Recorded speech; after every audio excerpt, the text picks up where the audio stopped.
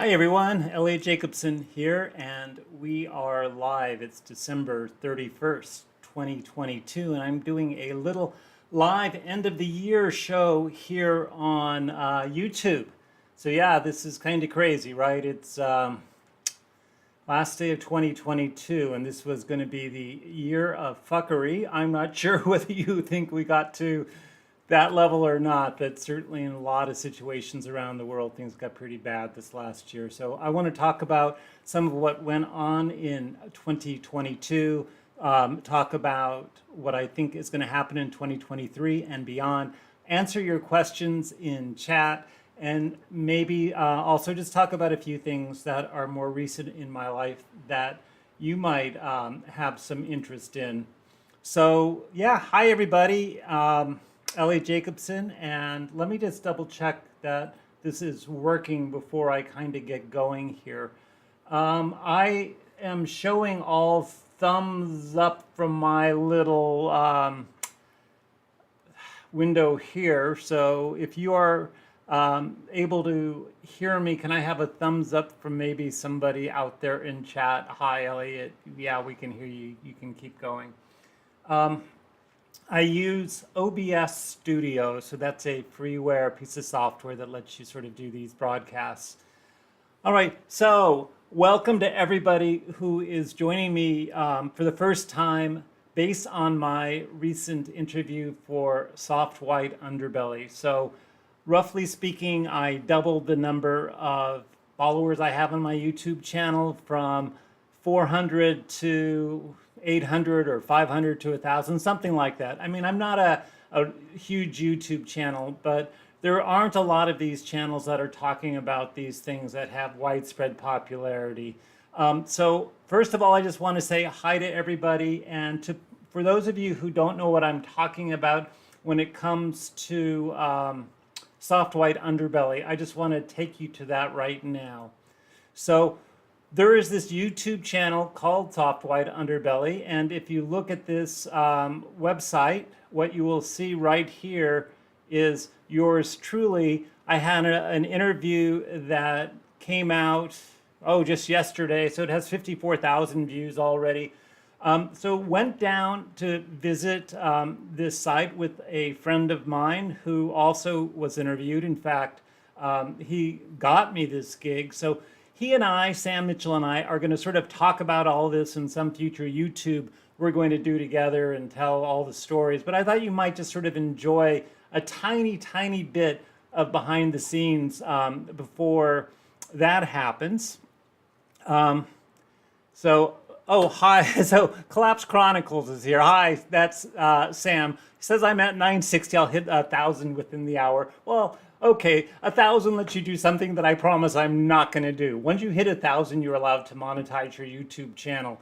I will never monetize. I will never have a commercial. I'm not interested in making anything off this. But let me just show you a couple little pictures here. So this place that Sam and I went to have our interviews was in Skid Row. And this is just a picture I snapped, so you can kind of judge the neighborhood, what it was like when we were there. I'm going to make sure that you can see this. Let me just try this out.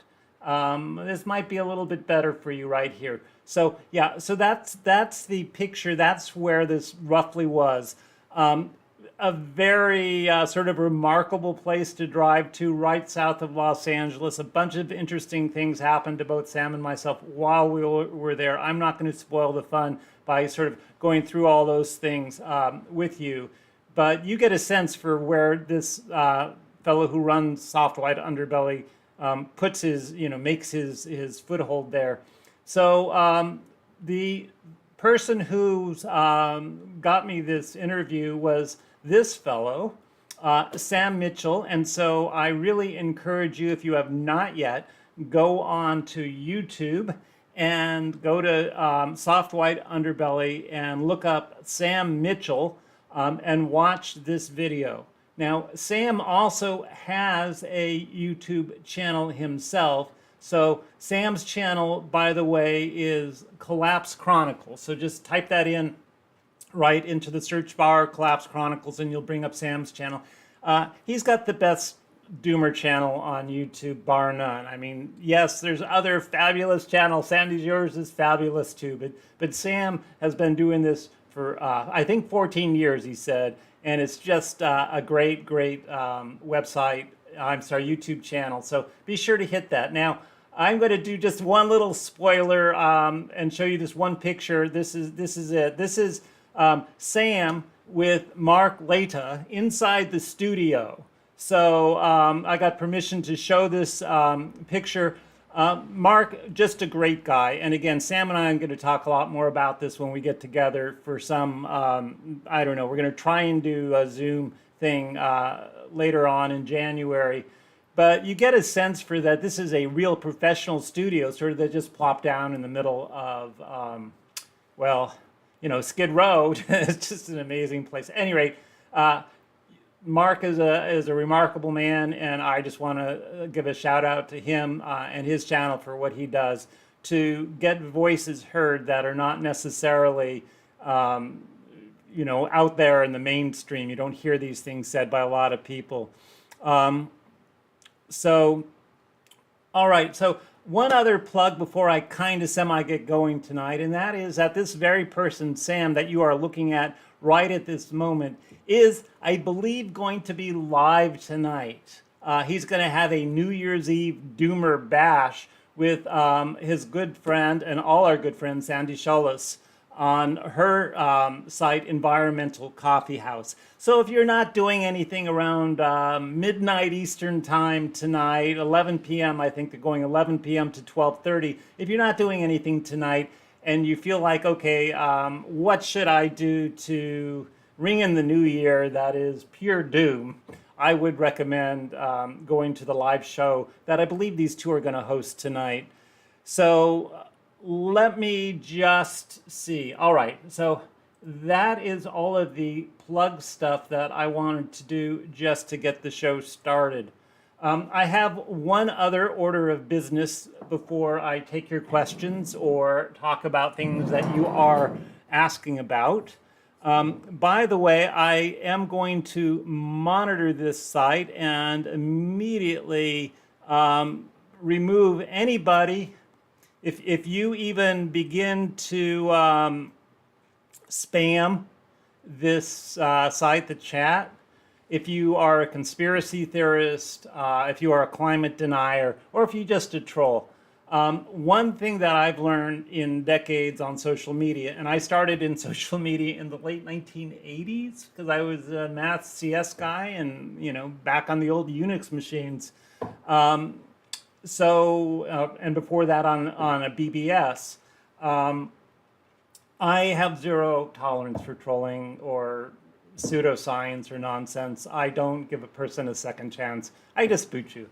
All right. So with that said, be on your best behavior. If you're an idiot, you're going to be gone. All right. So cheers, everyone. I'm going to look. It is 10 a.m. in the morning right now, and there you go. Right. Look.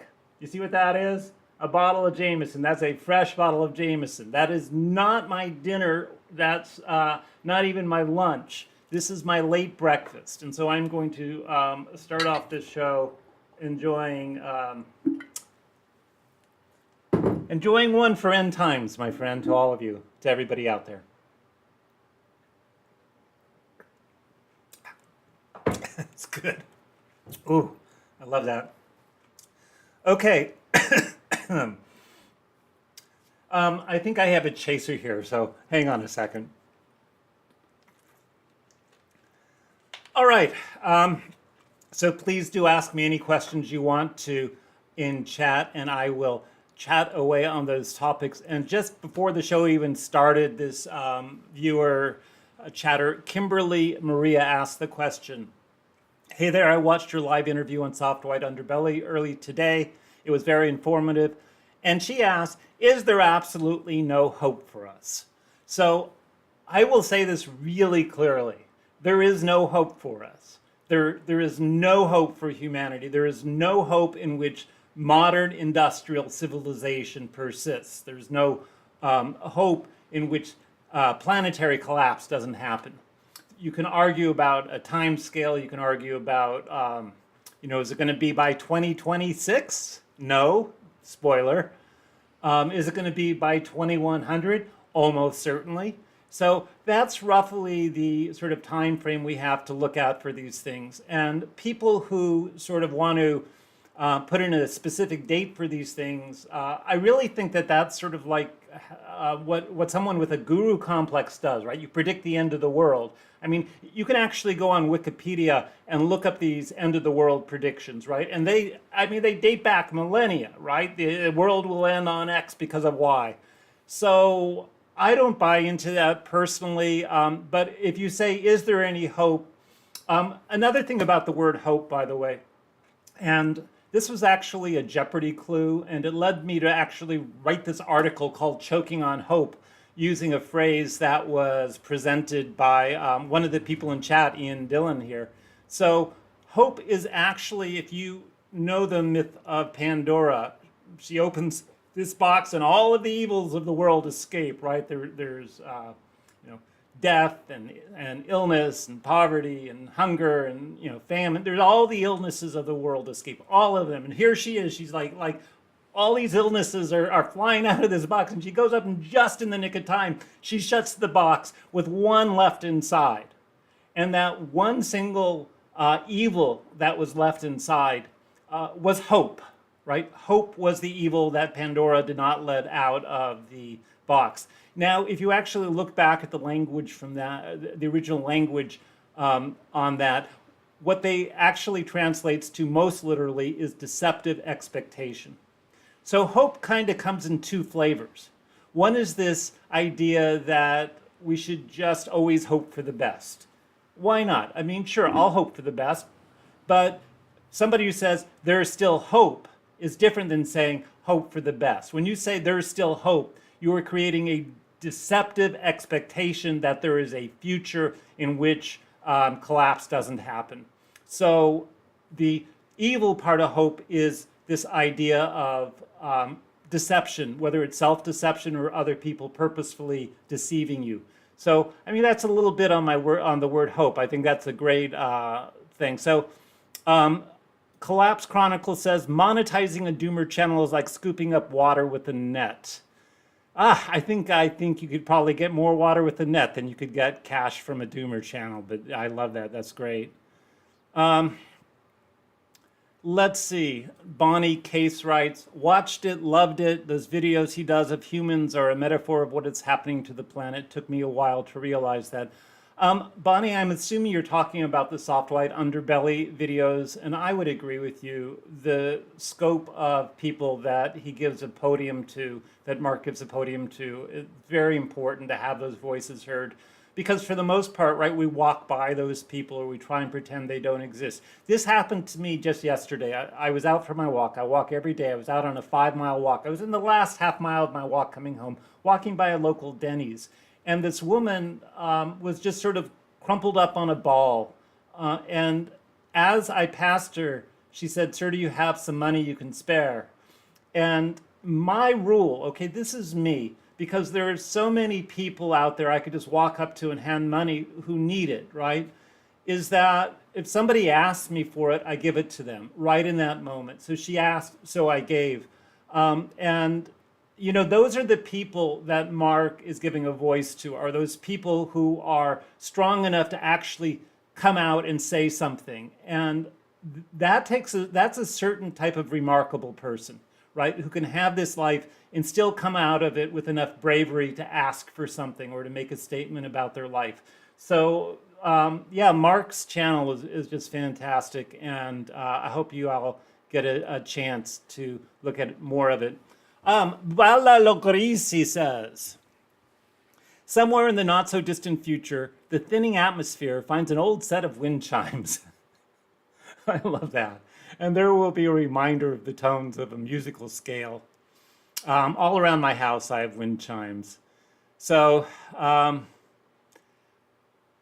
let's see. Collapse Chronicles says it'll definitely be live on Environmental Coffee House's show tonight. Probably, he says he's too Luddite to be live streaming, simulcasting to his own channel, Collapse Chronicles. So check into Environmental Coffee House later today and see what's up with that. All right.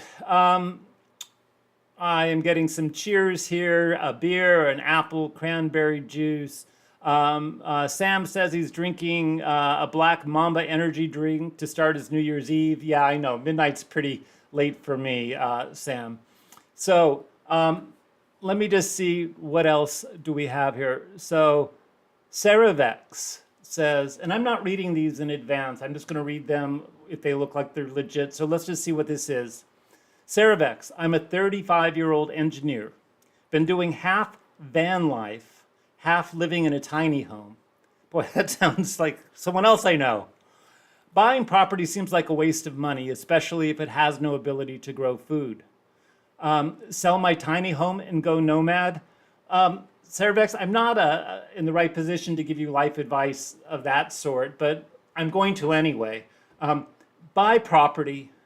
Have a place you can live, right? There are plenty of places, if you have a little extra cash, there are plenty of places in this country where you can have enough property that has water, that has the ability to grow food, that, someplace you can build your tiny home, that at least you'll have that place. So right now, my opinion, and I hate the idea of property ownership to begin with, right? No human should ever be able to own property, but that's an impossible world. That's not the world we live in. In this world, if you can buy some habitable property, in my personal opinion, that you should do that. If you're 35 years old and you can afford, $50,000 for a couple acres, and now it needs zoning law so you can put a tiny house, right? And just go for it. I don't want to recommend parts of the country because there's plenty of people who are already doing this in various parts of the country, and they probably don't want me sending you there. All right, Collapse Chronicle says, Ceravex, do not sell your last piece of land, even if you don't live there full time. Okay, we agree. Gaunting Music says, whether it's sea ice area or extent, humans can no longer prevent the disappearing ice, to be precise, from causing an extinction event. That's my limerick. All right, Gaunting Music, I wrote this limerick a few days ago. I almost didn't recognize it. Whether it's sea ice area or extent, humans can no longer prevent the disappearing ice, to be precise, from causing an extinction event. On that note, I thank you for that. Let me actually go back here and show you something about disappearing ice. So here I go. Hopefully everything's still working. If anything breaks down, please just tell me immediately in chat, because I have had problems with this this equipment that's set up over the years. But here's what I'm going to do. While we're waiting. All right. So what I have up on screen here is the Antarctic ice extent, the sea ice extent, over the last, 11 years, since 2012. If you go back further, then there's even less ice, even more ice, so the lines are higher. It's not that interesting. But this pretty much makes it clear what's going on in the Antarctic right now. We are at an all-time low for Antarctic sea ice extent. Now, extent is measured by, what you do is essentially you pixelate the geography of the Antarctic region in, I believe it's 60 by 60 kilometer squares, right? And then you look through satellite or through some satellite, other way of doing the reconnaissance. And if there is 15% or more of sea ice in that little pixelated square, then you count that as present current sea ice. And what you do is you simply add up all of these blocks, these squares, and that's how you get sea ice extent. Now that's different than sea ice area. Sea ice area is actually trying to measure the total amount of ocean that is covered by sea ice, right? And we're actually trying to get the area, the area of the sea ice rather than just sort of these pixelated, does the extent cover that little pixel or not? So sea ice area has been at a record low in the Antarctic for quite a while now. But just in the last few days, extent has also hit a new record low for the Antarctic. Now, why is that an issue? Well, it turns out that, the sun is shining. We are right in peak summer right now down there. And what that means is that it's pretty much light 24 hours a day. And not only that, but during this time of year, because our orbit around the sun, the Earth's orbit is elliptical, the Earth is actually 30 million miles closer to the sun right now than it is when it's summertime in the northern hemisphere in June and July. So what that means is that we have all of this open ocean and we have all of this direct sunlight hitting it. And we are not getting the reflection off of the ice, off of the snow cover. We're just getting direct absorption into record low sea ice, so record open ocean going on. So this is really a recent phenomena. It's quite remarkable that this is actually even going on. A lot of times people have said, oh, Antarctic ice, it's you can look at it and it's at an all-time record high. It's a very fickle place for ice, the southern hemisphere. So it tends to have a lot of volatility, a lot of highs and then a lot of lows. Unlike the Arctic, which is just sort of steadily declining in extent. If you look at the Antarctic, it's up and down like that. You know what that cough means, right? Cheers. So here we are hitting an all-time record low. And I just wanted to show you a picture that I recently did of this. I just think this is beautiful. This is just beautiful to me. This is 45 years of Antarctic ice. So we actually have every year from 1978 through 2022, if you count the endpoints, that makes 45 years of data. Every single day of those 45 years, so 365 days times 45 years, that's how many pixels are colored in this drawing. Now, what I did is I compared the ice extent on that day for that particular year to the average ice extent on that day over those 45 years. So if we were to just look at one particular pixel on this thing, and I'm not sure whether you can see my mouse here or not. Yes, you can. If we were to look at one pixel, let me just put it up over here. So the reason this is red means that on that day of that year, so that was 1980, somewhere about April, on that day of that year, there was significantly less ice, because it's red, than the long-term average from 78 to 82.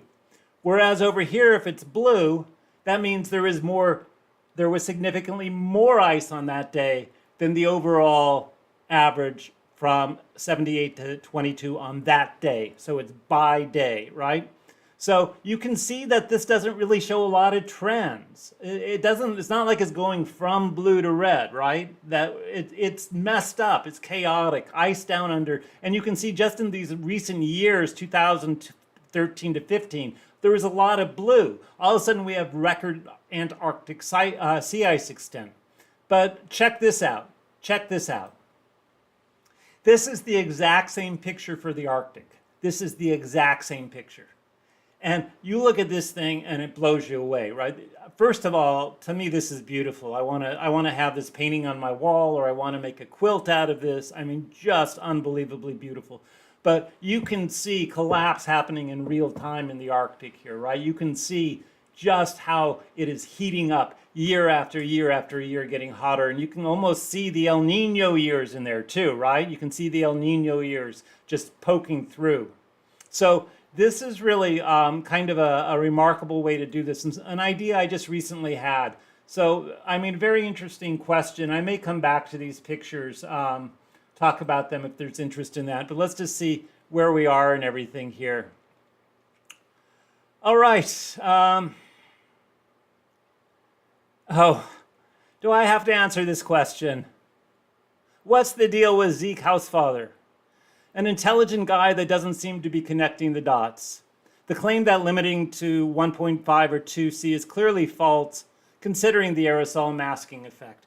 Well, Douglas, you threw a lot into that comment there. And because you put so much in there, I'm going to have another sip before I answer it.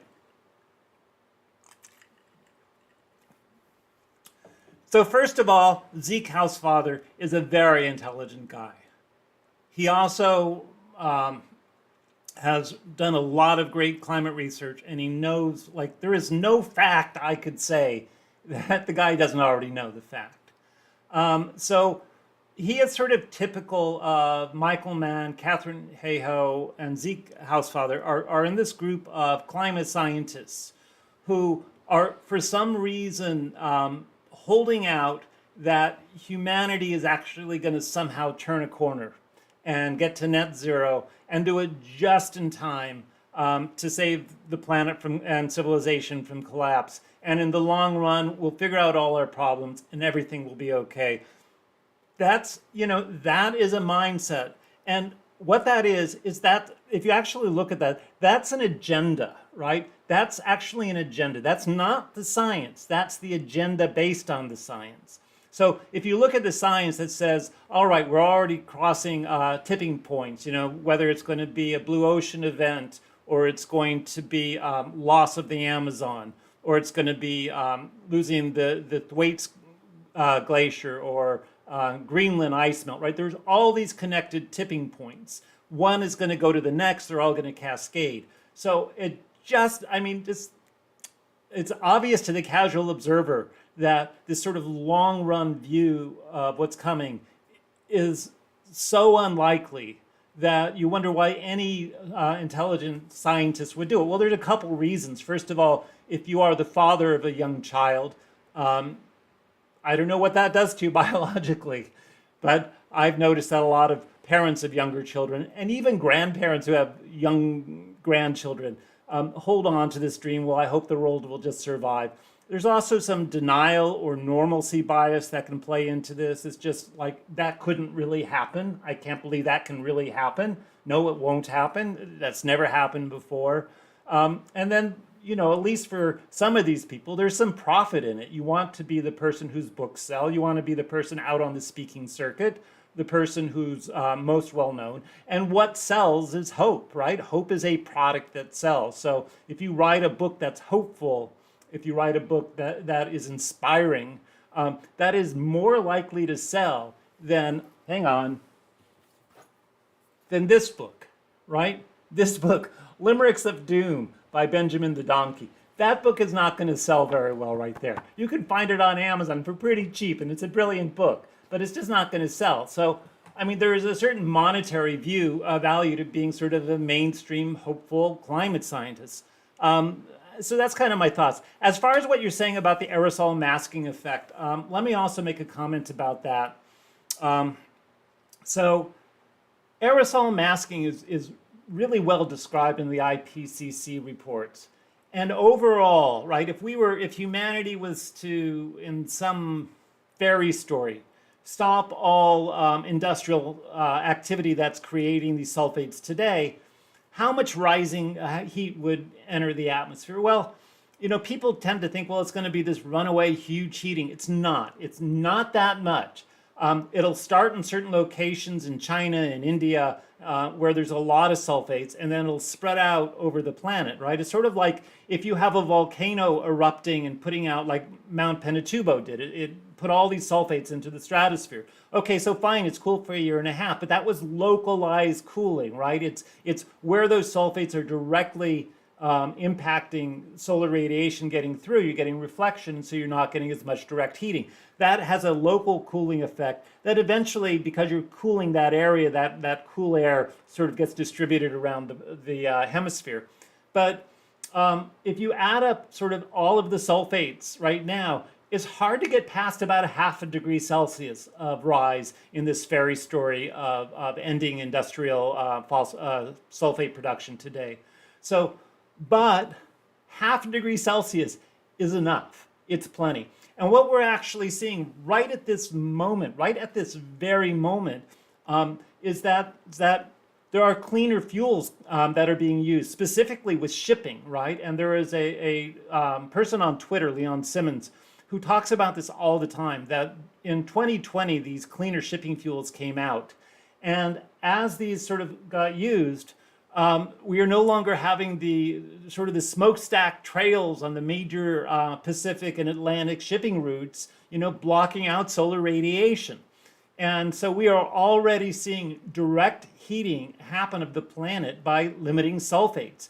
And it's this weird paradox. It's like we are cleaning fuels because we believe cleaner fuels are what we need to be healthy and, to not pollute the environment. We need to clean our fuels, which is why fuels became unleaded, right, in the 1970s. So as we clean the fuels of sulfates, we actually are already seeing the impacts of the aerosol masking effect. And in fact, in the Mediterranean Sea, I believe by 2025, so right now, globally, sulfates have been reduced about 80% in shipping fuels. By 2025, that 80% is going to go to about 97% across the Mediterranean. So we can really, how much Europe is already heating up, and that part of the planet is already heating up. Just wait till 2025 when we don't have these shipping aerosols in the Mediterranean, which is one of the, busiest shipping channels in the entire planet. So it's coming, right? But it is not a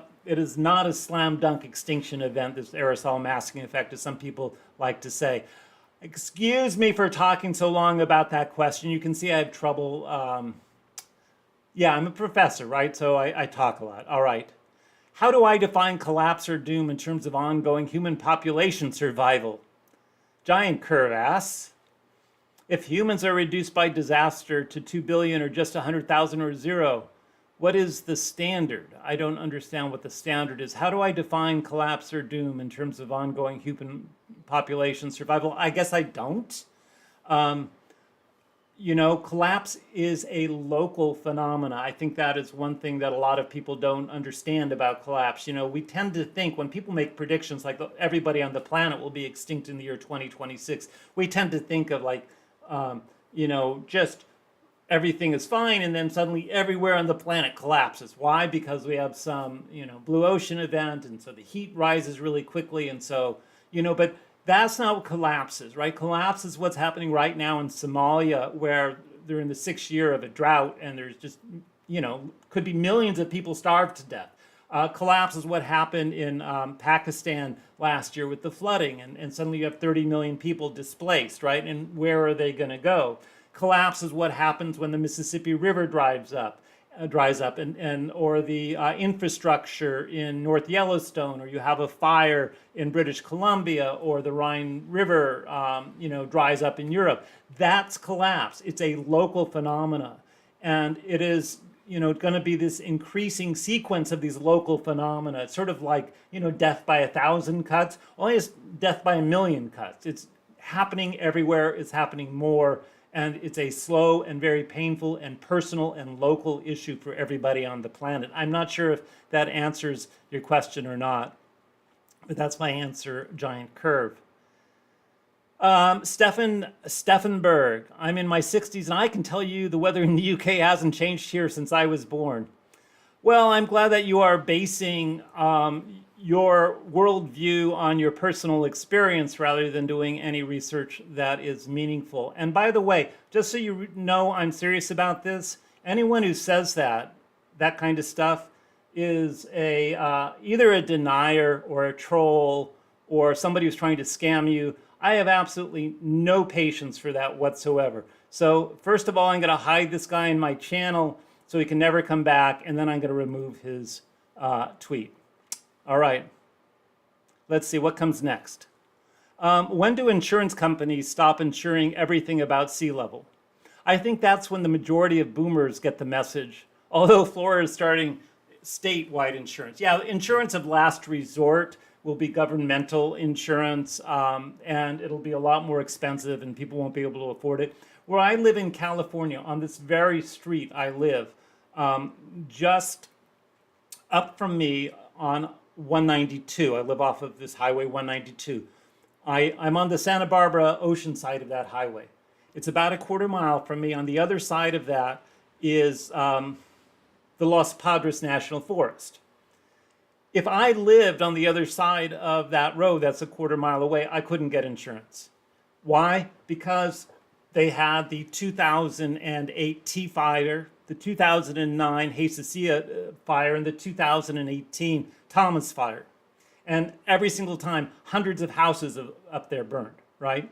That street, what happens is that because it's a major highway, the fire department parks on that, and that's sort of their last line of last resort. They are going to stop the fire there, because if they don't stop it there, Santa Barbara will get wiped out, right? That happened once in what's called the Painted Cave Fire about 30 years ago, that road sort of didn't hold.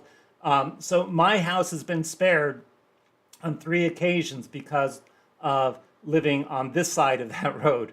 So even so, people on this side, my neighbors are losing their insurance, their fire insurance, right? So even though I have insurance this year, I'm not sure I'll have it next year. And it's been going up like crazy. The prices are going up like crazy. Yeah, I'll tell you, I do not have a very large house. I have a 1,400 square foot house. And take a guess what my fire insurance is every year. Thinking of a number, right? I'm going to tell you something. My fire insurance, $6,000 a year. All right. Are we experiencing the insect apocalypse in California, Marty Knudsen asks? Oh, this just makes me happy, all right? So, are we experiencing it in California? You know, I can say that there are more and less of certain types of insects in my experience. My personal experience where I live is we are losing monarch butterflies, and definitely, and I don't know in particular about bees. We have ample number of termites, so believe me, the termites are happy here. But I would say I don't know the answer to that. You know, the anecdotal answer to your question is if I were to take a drive from where I live up through the Central Valley of California towards Sacramento, how many insects would there be on my window at the end of that drive? Now, I've taken that drive. I was born in California, so I've taken that drive since the early 1960s. And we used to get up to Sacramento, and it would just be a goo on our windshield, right? Just plastered with goo. And now, you know, you hardly even notice the insects on your windshield. So, I mean, that's kind of the best anecdotal evidence I have, but I don't actually have any particular information on that. Julius Wayne asks, are you vegan? No, I'm not. So I was a vegetarian for many, many years.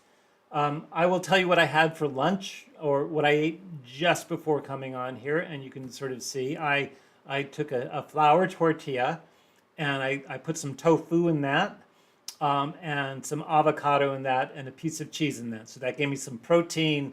I felt like I needed something that would sort of, you know, stand for a little while. So I would say that I'm not a vegan, but I definitely I'm always thinking in terms of minimalizing my food. I could live on rice. Honestly, I eat rice a lot. It is by far, rice and tofu is one of my favorite dishes. But I also, you know, protein's okay too, and I have some protein. All right, let's see.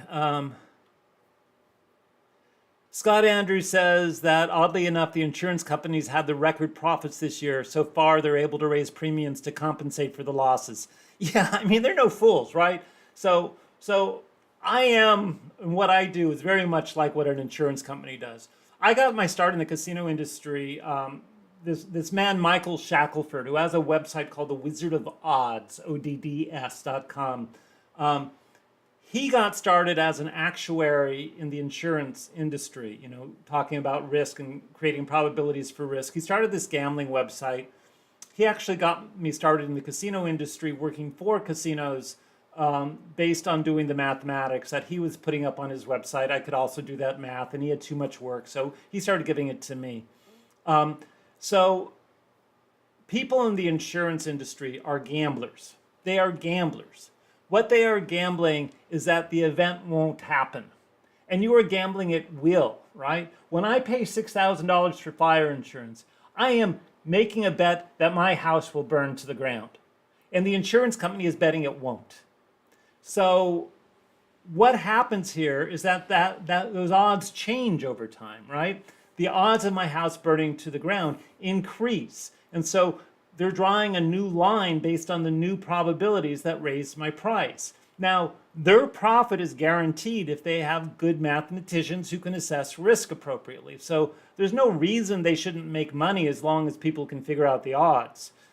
The problem is that we get to these tipping points where these disasters, when they do happen, are larger and larger. We had a record number of billion-dollar disasters in 2022. You can look that up, for example.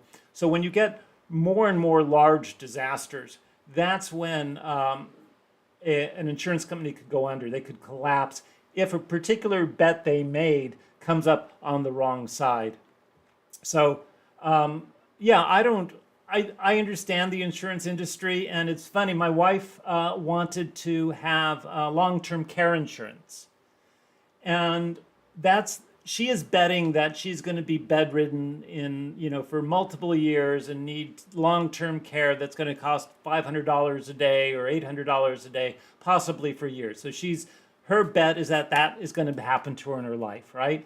And roughly speaking, insurance companies want you to pay about $800 to $1,000 a month premium, which is your, bet that it won't happen. Their bet that it won't happen. Now, what I told her is that there's another bet I would rather make, and it's called longevity insurance. And what longevity insurance is I made a bet with $100,000, right? I actually wagered $100,000 that I was going to live past age 77. The insurance companies bet that I'm going to die before age 77. So if I get to age 77, I win the bet, which means every month from then on in my life, I'm going to get a nice payment from them. I'm going to collect my winnings, right? So long-term insurance like this, right, is the opposite of life insurance. In life insurance, the wager is I'm betting I'm going to die, and the insurance company's betting I'm going to live.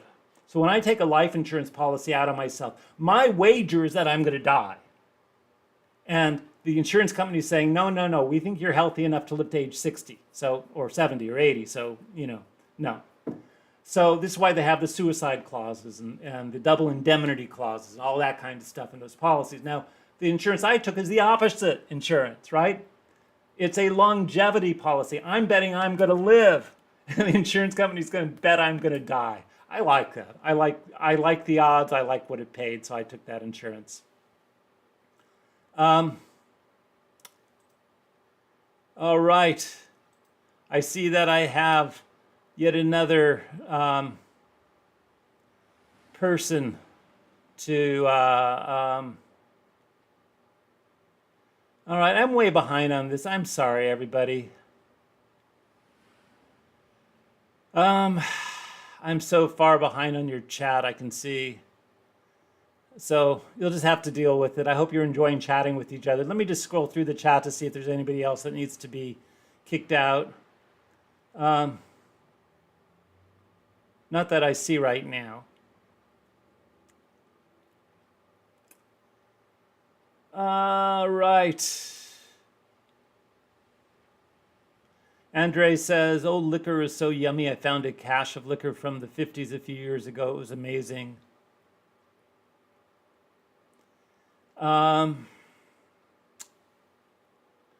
Collapse Chronicle says, Zeke is an apocalyptimist breeder. He obviously does not know the fact that breeding is the #1 threat against the planet. I just want to clarify that for people out there. So humans, a human being born, is the single greatest use of future CO2. So every time a human is born, there is a CO2 expense that comes with that birth. Of course, the person can die young, or they can, but if we average over all human lifetimes in a general geographic area based on the what the CO2 use in that area is, we can assign an average CO2 quantity to a new human life.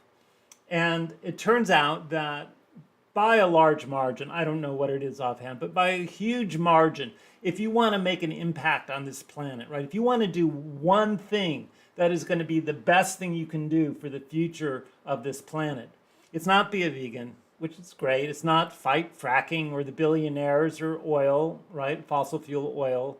It's not being a volunteer, for your local, I don't know, Planned Parenthood or something, right? The number one thing you can do on the planet, if you are concerned about the future of the planet, is not have a child or have one fewer children, right? It's not even close. There's nothing that's even close to that. So making intelligent decisions about having children. So I am just elaborating there on that comment. Mel says, lovely, it's 10:30 a.m., I guess, and a deluge. Mel, I looked at the weather reports for us locally here, and let me see if I can just bring that up just for the fun of it here. Just hang on for a second.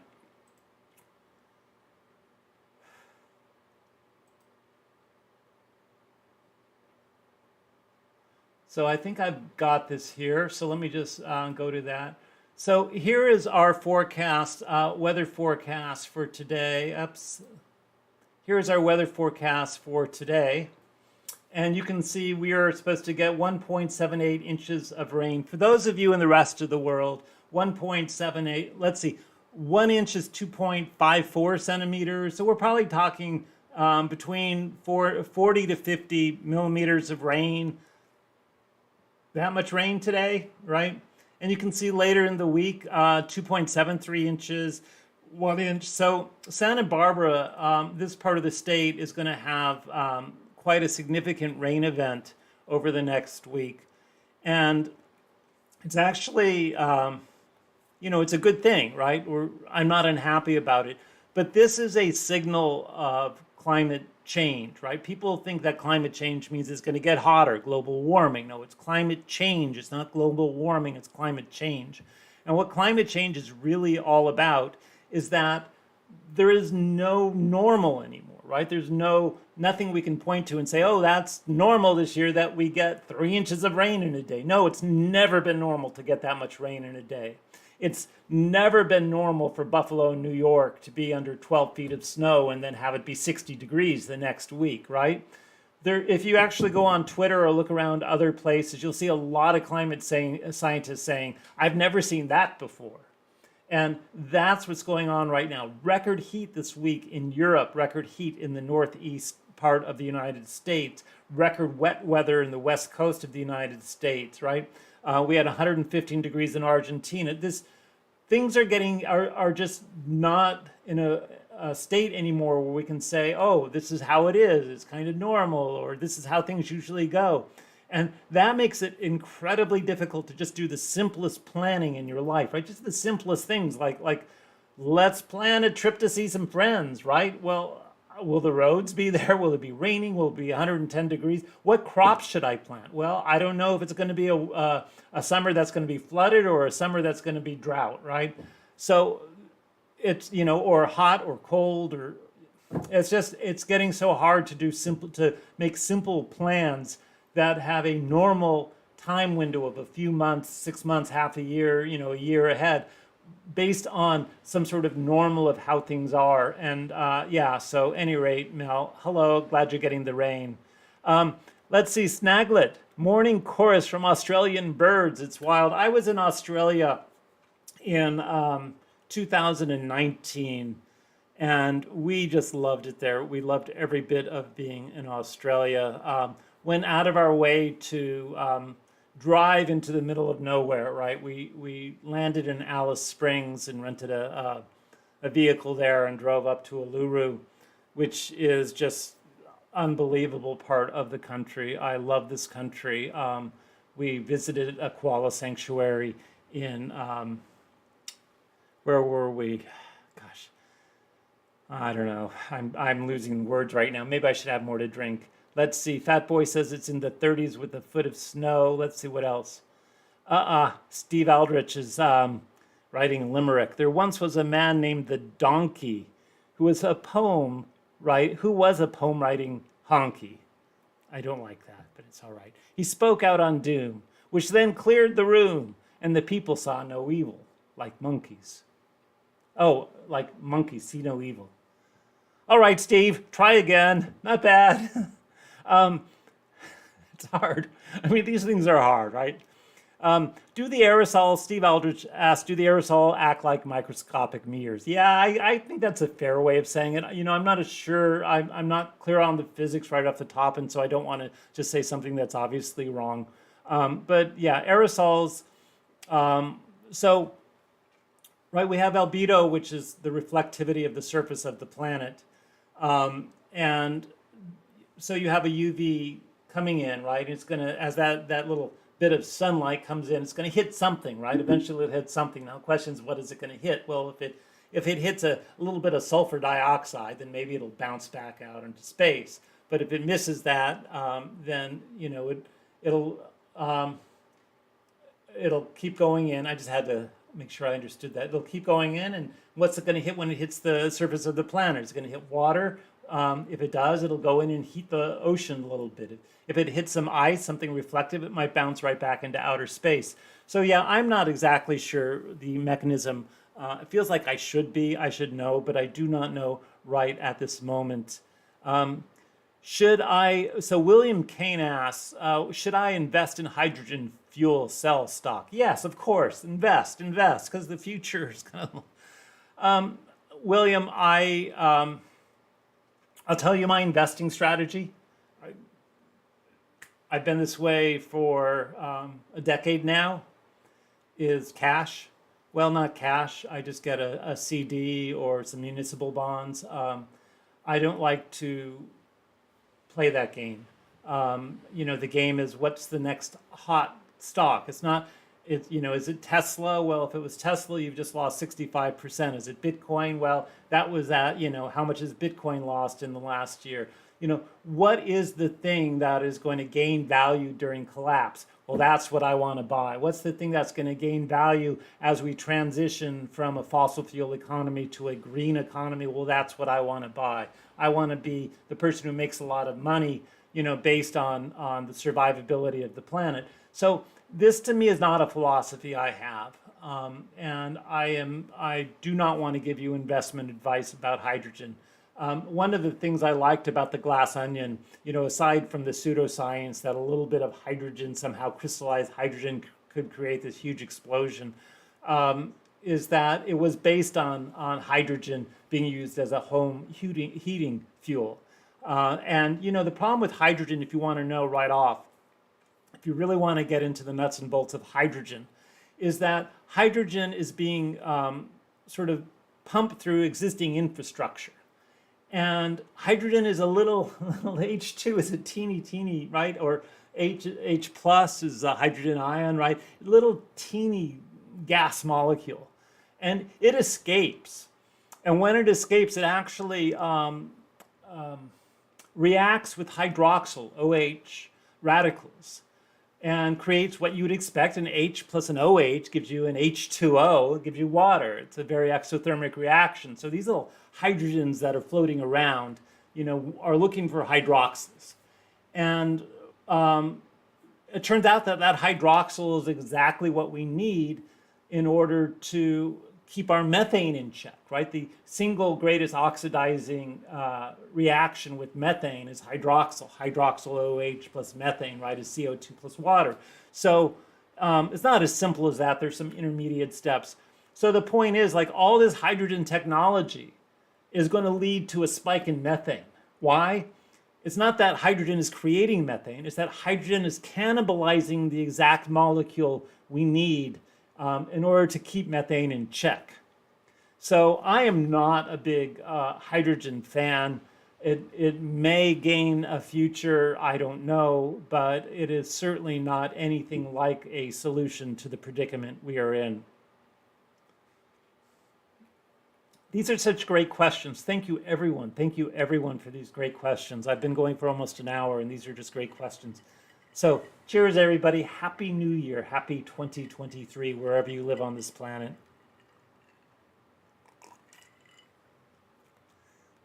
Scott Andrews says it's a safe bet that 2023 will be even more chaotic. All right, that's an interesting thing to say. And I just want to talk about that for just a second.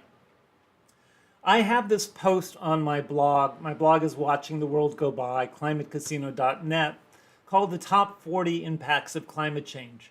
So when we actually say something like it's a sure bet that 2023 will be even more chaotic, I cannot agree more. 100% 2023 will be more chaotic. But what will that chaos look like, right? Specifically, what chaos is going to happen? And that's what you'd like to know, right? What chaos is going to happen? So on my blog, I have the top 40 impacts of climate change. And maybe I shouldn't say climate change, I should say collapse, right? The top 40 impacts of collapse. And I've listed them here, and I actually have references to ones that you might not believe are true. So for example, Earth axis shift, right? The Earth's axis has actually shifted. The Earth has this wobble. Why? Because masses of water are melting off Greenland and Antarctica, and they're actually changing the center of mass of the planet. So if you picture just having a spinning sphere and then suddenly taking a little bit of that sphere away from there and putting it there, that thing's suddenly going to become very wobbly, right? So there's like a 6-foot wobble in our axis right now.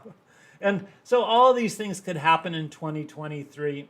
Here's the ones that I think are going to happen, just so you know.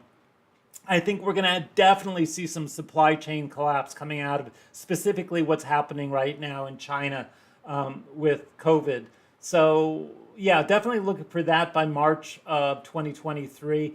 And let's see which other ones I can just sort of quickly go. Acid rain, algae blooms. Let's see. Well, certainly more deforestation, desertification, droughts. It's going to be interesting in 2023 with droughts because we're going out of La Nina, transitioning to neutral, and then possibly to El Nino by the end of next year. So it might be that areas that were in drought are going to see a temporary reprieve from that while we are in this El Nino for a while. So I cannot for sure say that it's going to be a huge drought year in 2023, and anything could happen with that.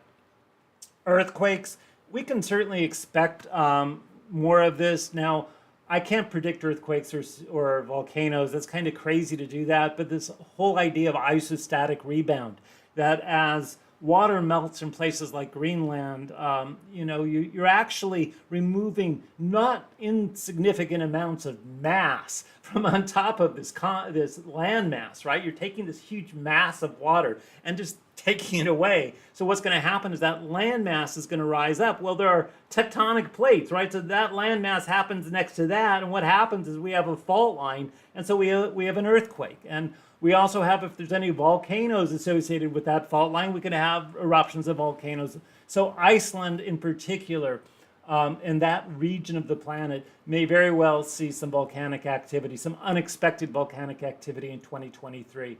Extreme cold, well, yes, of course, because what happens is that we are taking the temperature gradient from the equatorial region versus the pole, and we are making that temperature gradient smaller.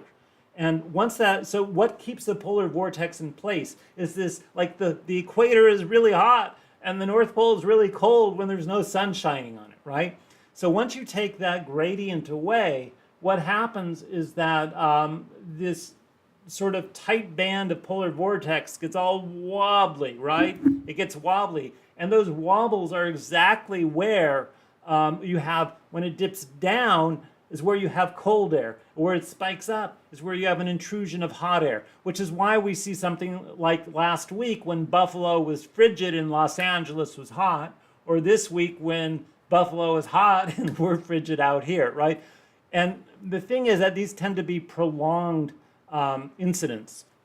So once we get locked into these patterns, So there's this sort of phrase in meteorology and climate science. It's called a ridiculously resilient ridge. So what we are seeing a lot more of these days are these ridiculously resilient ridges. Well, I'm not going to go through all of this. That would be really boring for you guys. But anyway, you can look at this yourself and read through these impacts. I do have a video on my channel that you can look at. Here's the thing about me, just so you know, all right?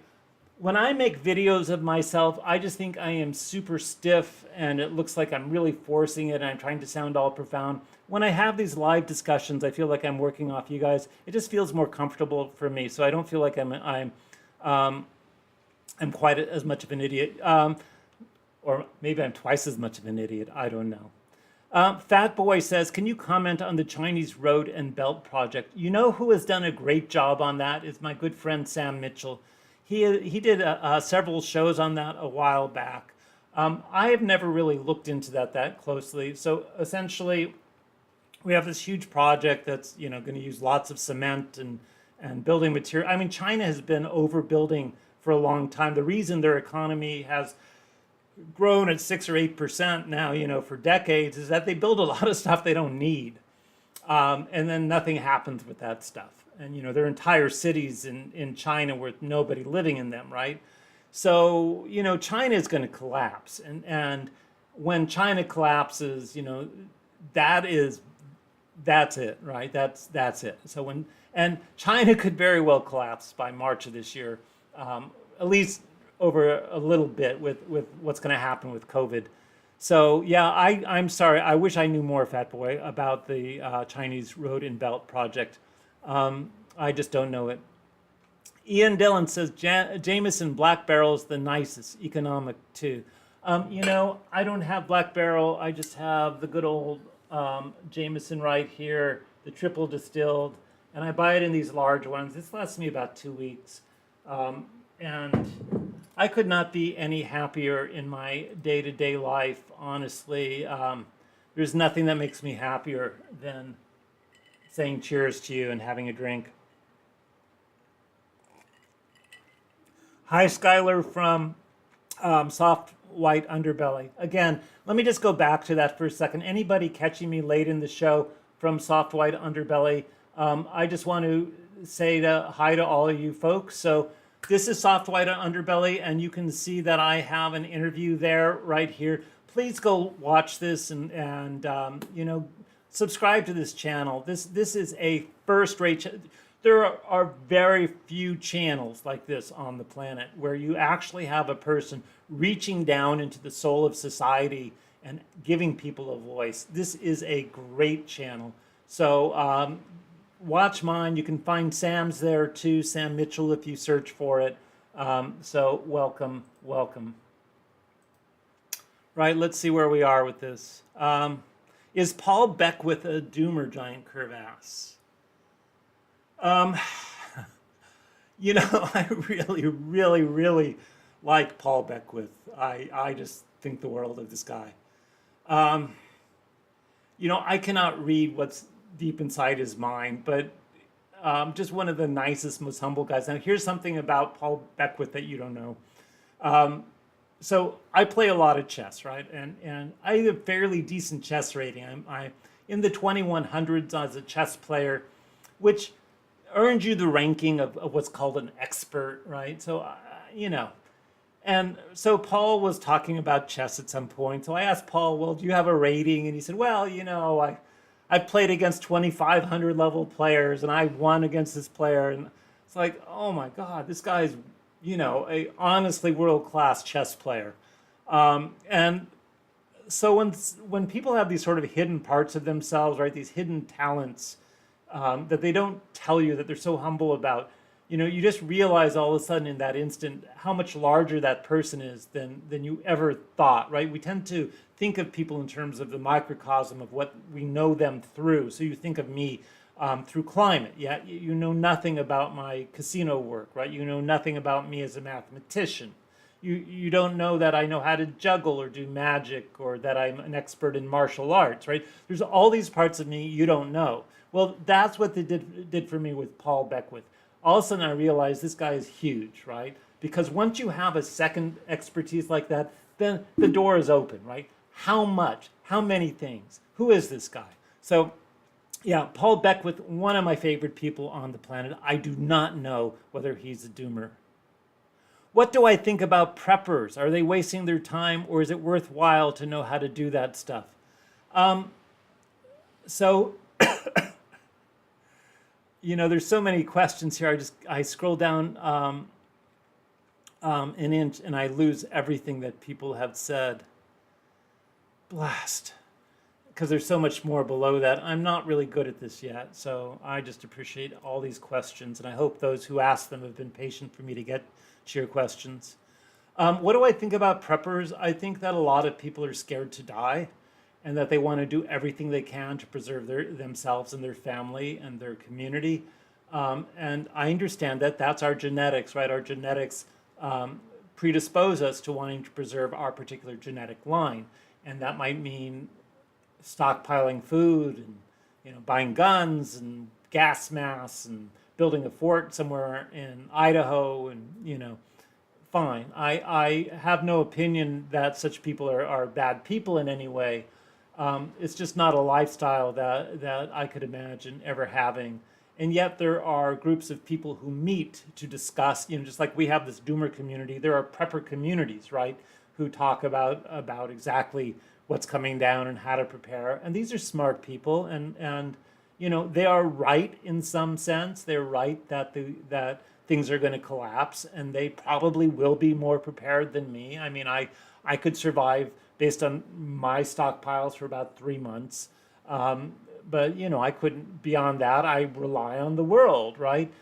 There are very few people on this planet, very, very few people, especially in the first world countries like the US or England, right, who can survive without electricity, running water, resources like wood for fires or something, to burn, that know how to use simple tools like saws and axes, right? There are very few people.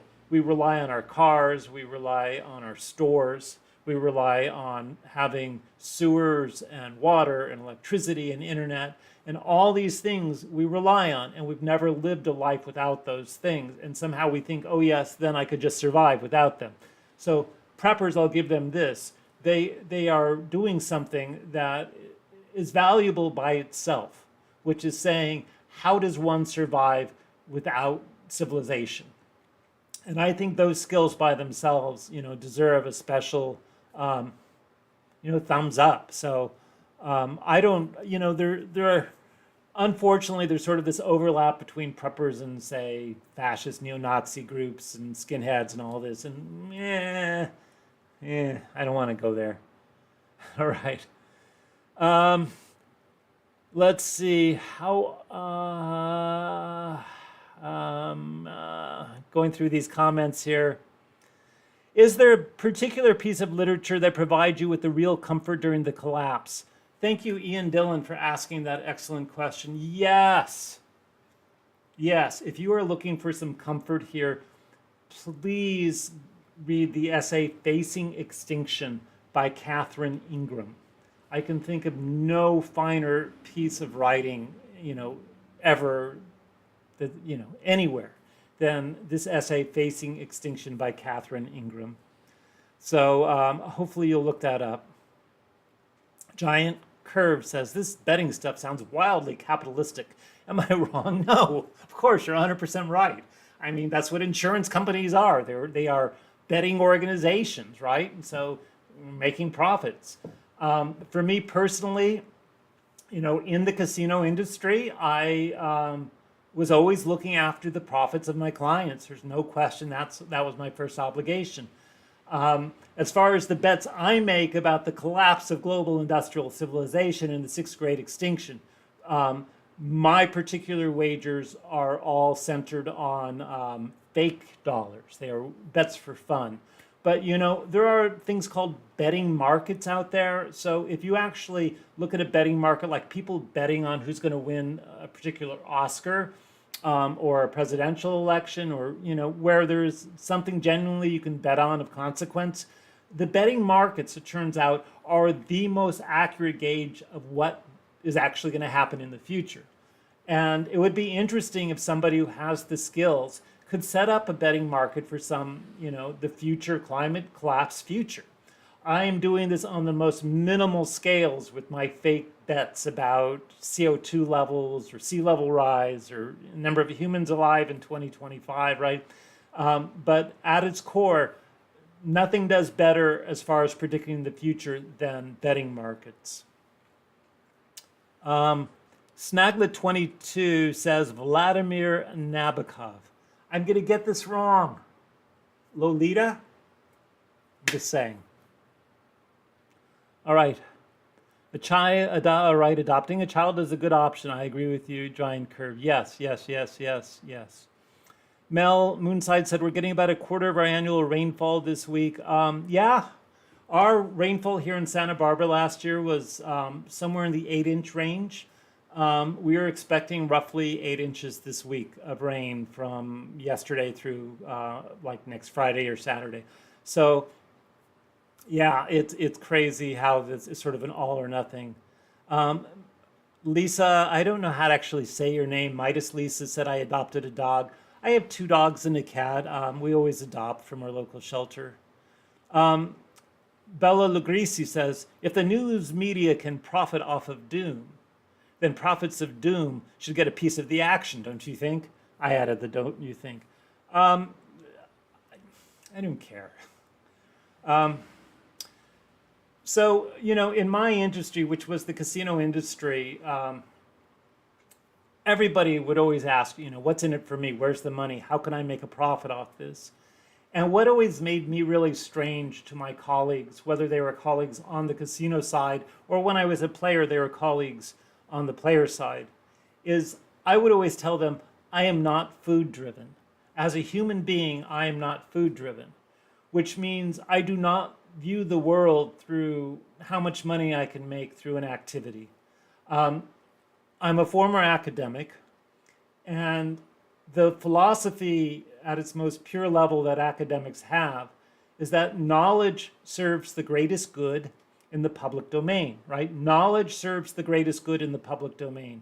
So for me, if I discovered something, right, as a mathematician, there is no greater joy than publishing that in a journal and seeing other people, having access to this new thing I discovered, this new mathematical truth.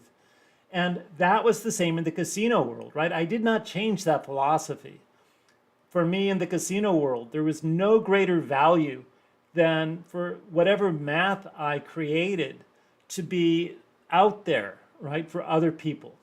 And in my retirement phase, I published a ton of stuff for free in mathematics. And let me just show you, in case you were wondering about that, in case there's anybody out there who's saying, yeah, but who were you in the casino world? Here it is. This is my casino website that I still keep to this day. It's called Advanced Advantage Play. And you can just see all the stuff I'm giving away for free here. Here's my book, right? My book, Advanced Advantage Play, is 500 pages. And I went on to Amazon. I sell this through Kindle Direct Publishing, a self-published book, because my publisher died actually a few years ago. Is how cheap, how little will Jeff Bezos let me sell a 500-page book for? What's the smallest price I can sell a 500-page book for? And it turned out that price was $12.95.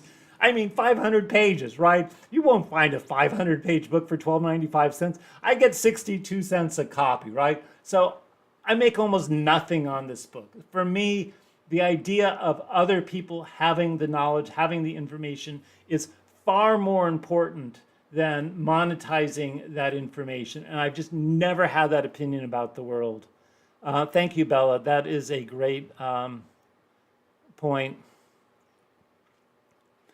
Lisa asks, or Midas Lisa says, question, Professor Jacobson, Elliot Jacobson, didn't you live near Ohio or in it? Yes, I was a math professor at Ohio University in Athens, Ohio. I was hired there in 1983 as a little assistant professor. I got tenure in 1989. And in 1997, I just had enough of Ohio and the math department at Ohio University. And there was a lot of politics, and I was a little bit of a whistleblower. And in the end, they bought out my tenure for about a year and a half's worth of salary, and I was able to escape Southeast Ohio. But yeah, you can find me still. I have quite a history in Southeast Ohio. What do I think of MIR? MEER. So MIR, for those of you who don't know, the MIR Reflection Project is this idea of building, arguably the cheapest resource on the planet is silicon, right? So let's just make a bunch of mirrors and put them all over the ocean and, have them serve essentially, do what ice does, which is reflect back solar radiation. Can't we keep temperatures down by doing that? Well, yes, we can. We would roughly need, I forget what the size is. Is it about the size of I'm trying to think of a state. Let's just go with this. About the size of the state of Ohio, right? If I could roughly create on oceans all over the planet mirrors that roughly have the same geographic area as the state of Ohio, then we would have sufficient reflection to, not have to worry about global warming anymore, because we're reflecting enough heat back into space that, we're done. I think this is one of those ideas that in theory is 100% on point, and in practice will never happen. It's not just that it won't happen, it's that it definitely won't happen. It's just not going to happen. So I like the idea. I think it's a brilliant idea. Let's see. I like all these questions, but I'm going to skip down. Jules Wayne says, yeah, good slide in the new year, as we say in Germany, everybody, and a happy new year. Happy new year to you, Jules Wayne in Germany. Let's see. Lisa, and again, I can't say your name. I wonder if all this sucking all the oil contributes to earthquakes. Certainly fracking, there's a direct connection between fracking and earthquakes in certain parts of the United States. Let's see.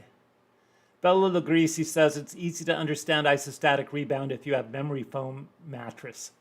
Well, I don't, but I think that's a good point. That's a good way of describing it. All right, let's see what else we have going on here. All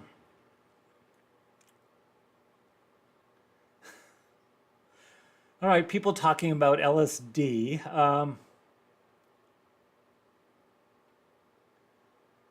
So William Kane says, wow, maybe I hold check your casino site to game these big mob-owned casinos. So just so you understand who I am, I don't think you quite get it.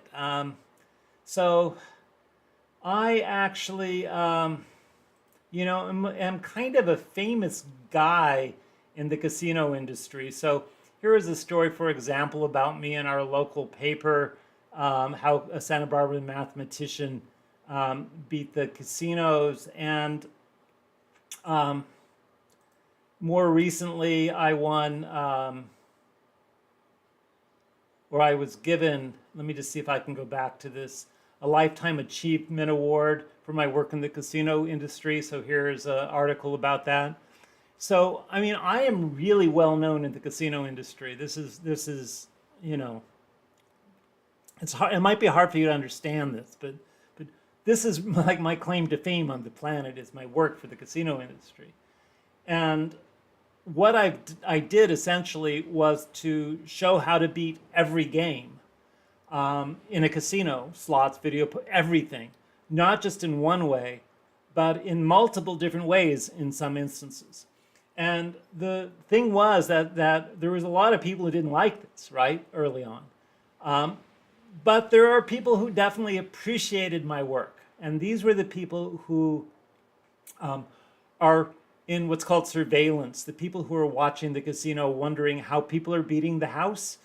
And what I did was to open the book, the book of magic, and show the people who are watching and protecting the games how they're getting beaten. It's a strange thing. People said, well, if you knew how to beat the games, why didn't you just beat them? Again, this is this whole idea. I was doing research, and my joy in life is to do research and then share it for free. So I would figure out how to beat a game. I would share it for free, and you can go to my website and you can see all my articles. So here's articles, for example, I wrote on how to beat Baccarat. So you can just go to my website and see all these things, and you'll understand that my life's work was on doing work for free and giving it away for free to the casino industry.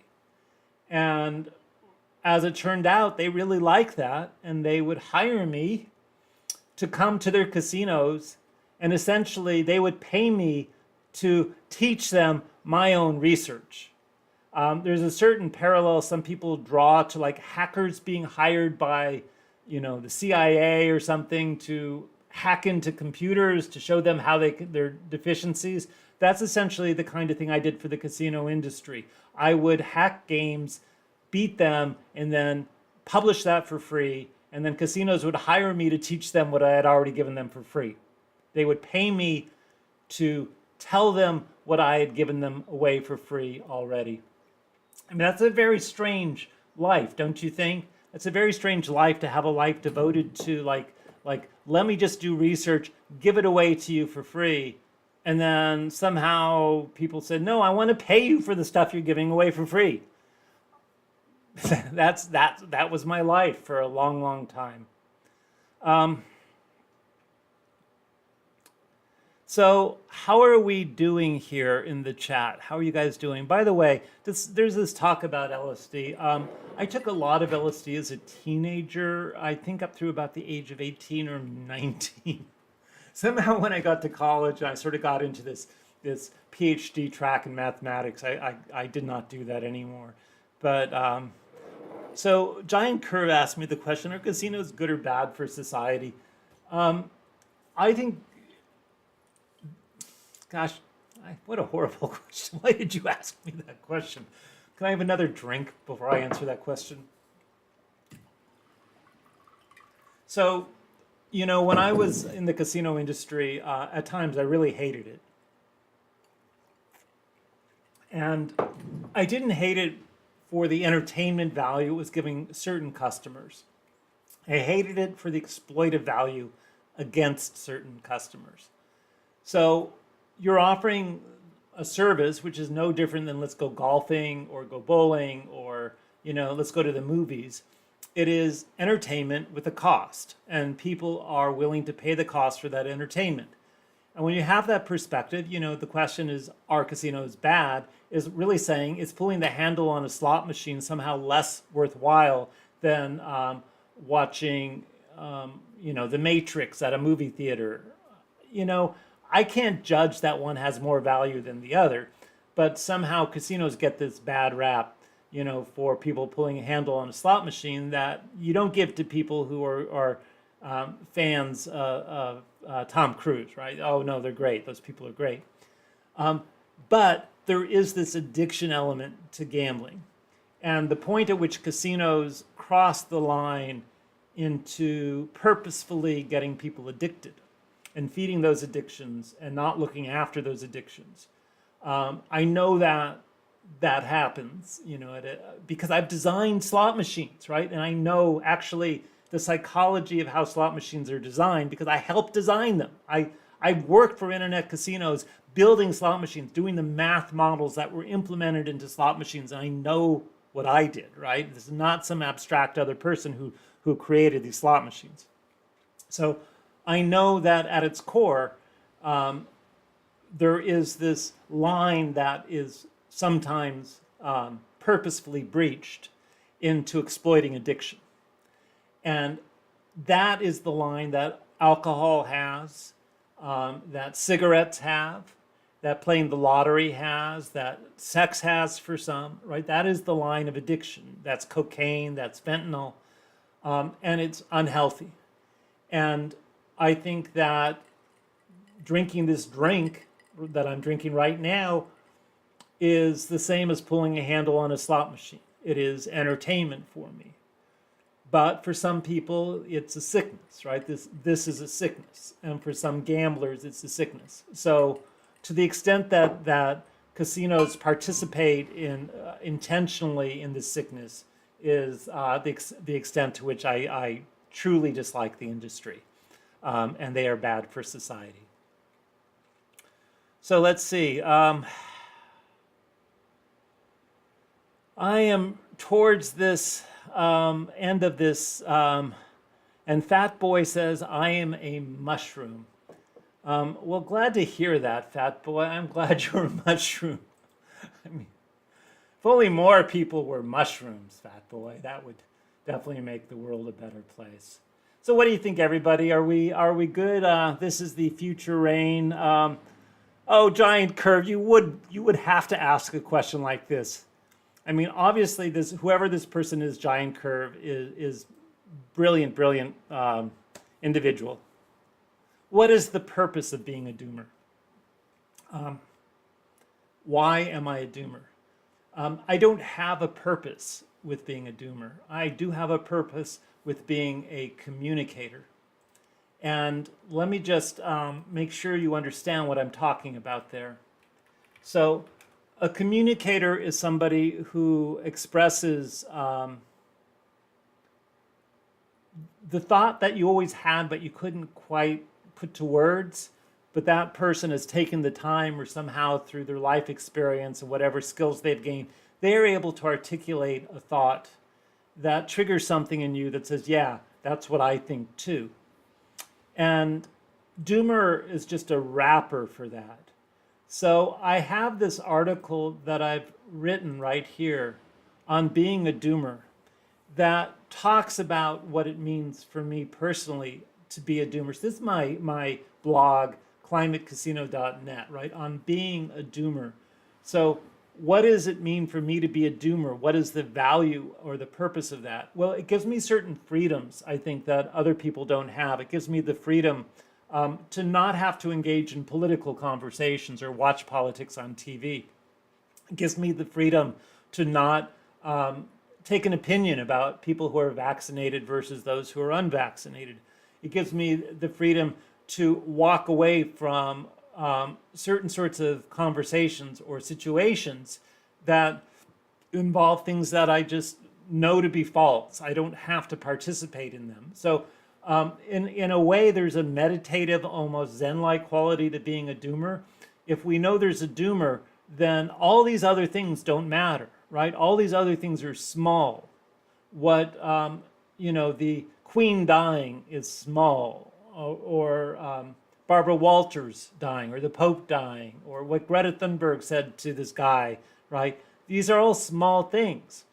When you understand that we are at the end of civilization, that this moment is the end of civilization, when you understand that this is it, these are end times we are living through, this is the end of everything, you pause and you take a breath, right? You notice things in your environment, in your life, that you might otherwise have rushed past because you have all these other things that are just confronting you on a daily basis. It gives you an excuse to meditate, to enjoy a squirrel and a crow and a bunny rabbit and a blue jay all fighting over a peanut, right?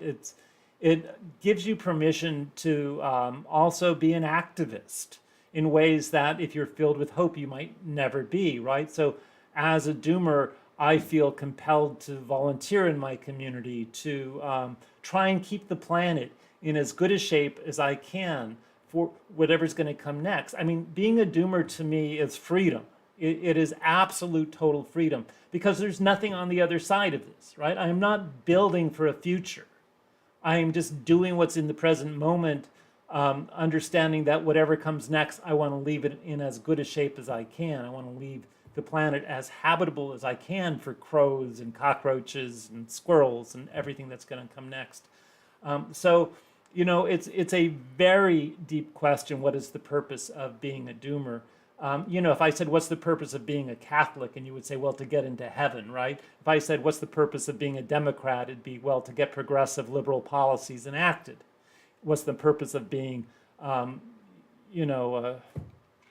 gambler, right? To make money in a casino. What's the purpose of anything? It's to achieve that thing to its highest regard for the benefit it can provide for you. So being a doomer to me is the opposite of that. It's sort of like, no, we are at the precipice of nothingness. We are at the precipice of there being no future at all on this planet. I mean, I hope things survive, 100 years from now or 200 years from now, if all the nuclear power plants melt down or some other catastrophe happens. But we're at that precipice. And as a civilization, as fellow humans at this moment, this is really unique. I mean, there's really never been another moment in the history of this planet, in the history of life and humans and civilization on this planet, where you could say, this is where we are. We know this is where we are. This is the end, right? That's freedom, right? That is a type of freedom that no other civilization ever had. But it's freedom coupled with responsibility and the understanding of the great suffering that's ahead, right? Not just my personal suffering for all humans and all species, right? I mean, yes, the species that are being funneled, to be slaughtered for meat, but also koalas burning in trees, elephants having their ivory harvested, penguins losing their habitat. The suffering is so tremendous across so many species. And we have the knowledge of that suffering, and that suffering is leading to this final result. So, being a doomer is a very unique perspective. I invite people in general out there, whoever you are, to be, wouldn't you know it? Just as I'm saying this, there's this critter that joins the chat who decides, let me spam one more time. And that's exactly collapse, right? This is collapse. Collapse is, let me ask for sex from a bunch of doomers. Just join my channel. Gosh, there's almost no better way to end this thing right now, is there? So with all that said, an hour and a half. Hey, will you come back and join me again sometime? I just feel like this is so much better for me than doing these little videos, where I'm on for 5 or 10 minutes talking about something in particular. I mean, there's so many excellent people who do that. Watch Sam Mitchell's channel, Collapse Chronicles, David Baum. There's a lot of good people there. Go out, search for Collapse content. There is a lot of good Collapse content. I think what I can really offer through these live broadcasts is this sort of interactive, answer your questions or don't answer them. So hopefully I will see you all again. And in the meantime, I just want to wish you all, I want to wish every last one of you the best in your life in the coming year. It's going to be a tough year on the planet. It is going to be an incredibly tough year. It is going to be an incredibly sad year. And whatever the year brings, I just want to wish you the best in that year to come. So, all right, everyone. Sally Jacobson. See you later.